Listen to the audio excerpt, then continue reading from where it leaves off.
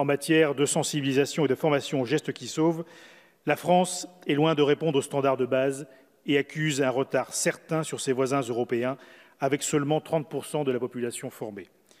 Notre groupe partage donc largement votre constat sur la nécessité d'améliorer l'éveil aux gestes qui sauvent, et ce, dès le plus jeune âge.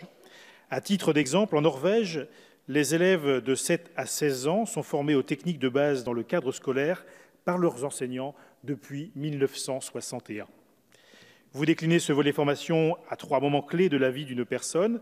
La sensibilisation et la formation débutent tout d'abord à l'école, puisque les enfants se montrent souvent très réceptifs et peuvent, à terme, devenir des ambassadeurs auprès de leurs proches.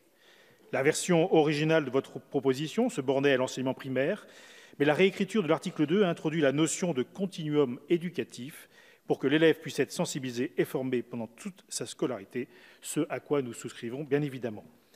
Le Code de l'éducation dispose déjà que tout élève bénéficie, dans le cadre de sa scolarité obligatoire, d'une sensibilisation aux gestes qui sauvent.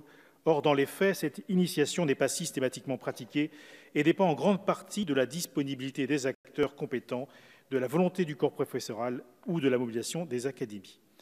Pour pallier cette difficulté, notre groupe proposera tout à l'heure un amendement visant à inscrire l'apprentissage des gestes qui sauvent dans les programmes pour s'assurer de la formation des élèves. La sensibilisation se poursuit ensuite au moment du permis de conduire, et c'est une bonne idée que nos voisins autrichiens ont déjà mise en place, puisque la formation aux premiers secours y est même un préalable à l'obtention du permis de conduire. La France pourrait s'en inspirer et ajouter par la voie réglementaire un test obligatoire de connaissance des gestes qui sauvent lors de l'examen du permis. Nous souscrivons également à votre proposition d'intégrer à la formation des arbitres et des jeunes une sensibilisation à la reconnaissance des signes d'alerte de l'arrêt cardiaque.